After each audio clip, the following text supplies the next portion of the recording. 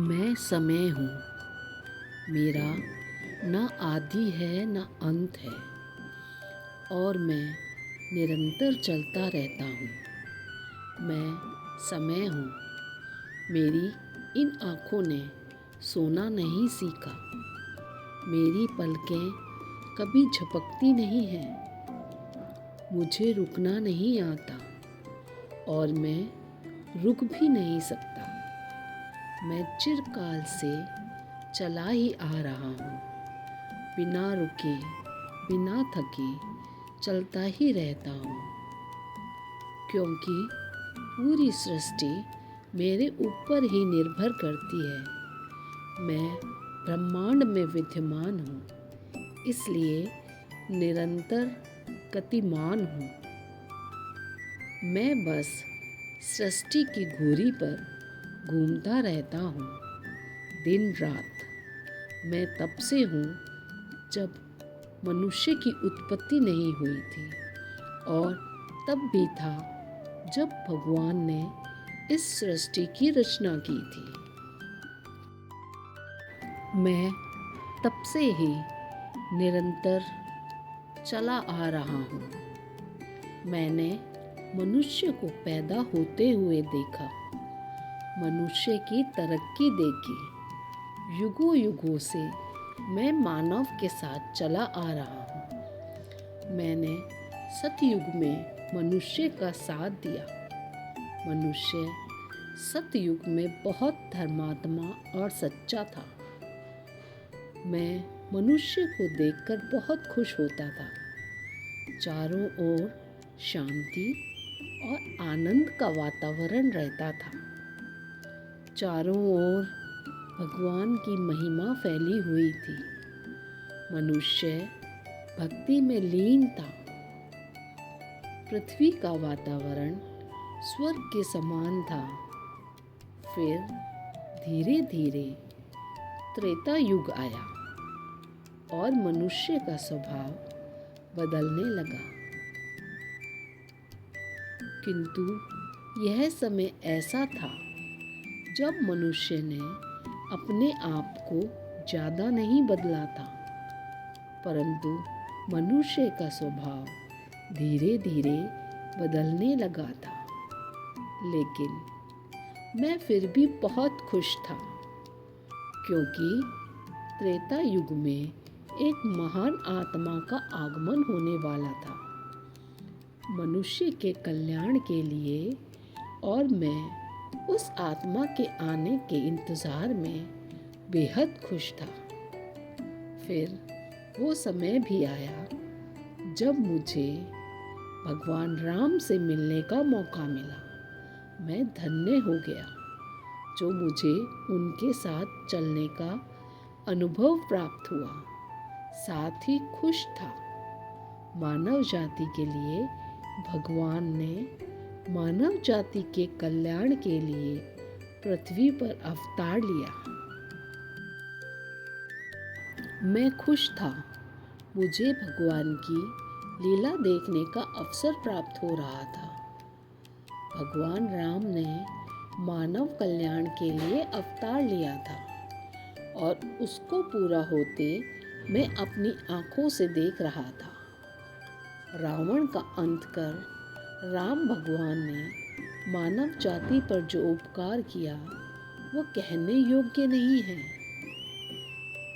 किंतु समय का चक्र तो चलता रहता है, वह रुकता नहीं है।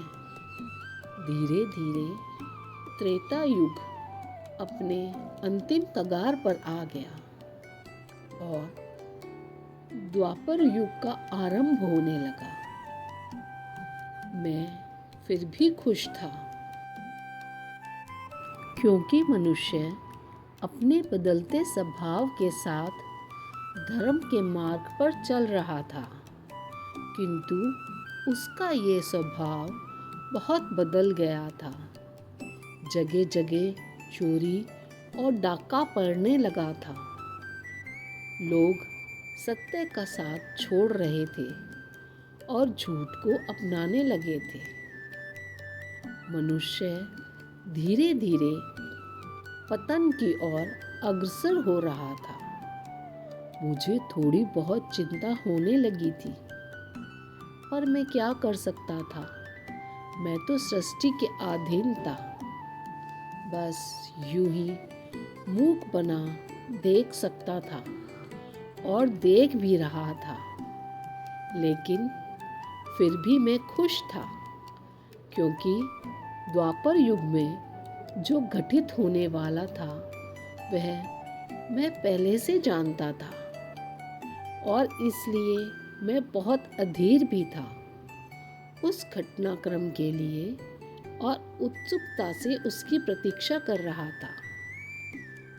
उस अद्भुत घटनाक्रम की जो घटित होने वाला था द्वापर युग में। द्वापर युग में भगवान विष्णु फिर मानव कल्याण के लिए अवतार लेने वाले थे।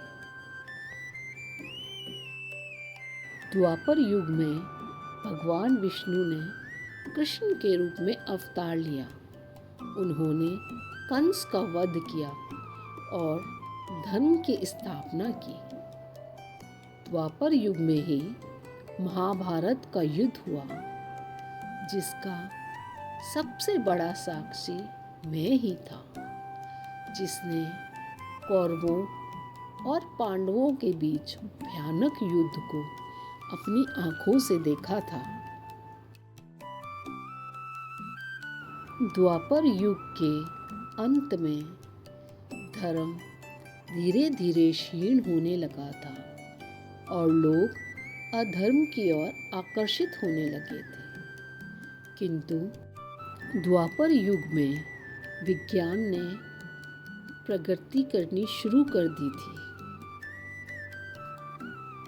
द्वापर युग में ही हनुमान जी का कृष्ण जी से मिलन हुआ था, जो भी एक महत्वपूर्ण घटना थी और जिसका मैं साक्षी बना था।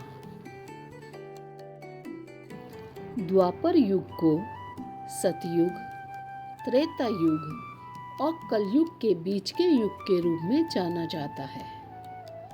द्वापर युग के अंत से ही कलयुग का आरंभ होने लगा था। अब मेरी चिंता कुछ ज़्यादा ही बढ़ने लगी थी। मेरी ये आंखें वो सब देख रही थी जिसका कोई अंत नहीं था, और मैं ये समझ नहीं पा रहा था कि मुझे ये सब कब तक और देखना पड़ेगा। कलयुग अपने साथ बहुत सारी घटनाओं को लेकर आया। मानव जाति तहस नहस होने लगी। कुरुक्षेत्र के युद्ध के बाद भगवान श्री कृष्ण ने अर्जुन सहित सभी पांडवों को कलयुग के बारे में बताया था। महाभारत का युद्ध जीतने के बाद जब पांचों पांडव खुशी खुशी हस्तिनापुर लौटे, तो श्री कृष्ण ने उन्हें युग परिवर्तन के बारे में बताया। श्री कृष्ण ने कलयुग के प्रारंभ समय से लेकर कई ऐसी घटनाओं की भविष्यवाणी की जिनसे जल्दी ही द्वापर युग की समाप्ति और कलयुग के शुरू होने के संकेत मिलने लगे थे। भगवान श्री कृष्ण ने गीता में कहा कि इस धरा पर जिसका जन्म होगा उसकी मृत्यु भी निश्चित है। प्रकृति के इस नियम को कोई नहीं बदल सकता। स्वयं श्री कृष्ण भी इस नियम से बंधे थे। मनुष्य रूप में जन्म लेने के बाद श्री कृष्ण के मानव शरीर का जब अंत हुआ तो वे वैकुंठ गमन कर गए। भगवान कृष्ण का धरती पर से जाना कलयुग के शुरू होने का बड़ा संकेत था। युधिष्ठिर को धर्मराज कहा जाता है, लेकिन कलयुग आगमन के प्रभाव के कारण युधिष्ठिर की निर्णय लेने की क्षमता कमजोर पड़ने लगी। अर्जुन को महान धनुर्धर माना जाता है, लेकिन अर्जुन भी अपने निशाने से चूकने लगे। भीम का शरीर पहले जैसा बलशाली नहीं रहा। तलवारबाजी और घुड़सवारी में माहिर नकुल की कलाएं भी कमजोर पड़ चुकी थी। वहीं तेज दिमाग वाले सहदेव भी सामान्य चीजें भूलने लगे थे। महाभारत का युद्ध न्याय और अन्याय के बीच लड़ा गया था। जब पांडव युद्ध जीतकर आए थे तो उम्मीद की जा रही थी कि हमेशा के लिए धर्म की स्थापना हो जाएगी, लेकिन कलयुग अपने आने की तैयारी कर चुका था।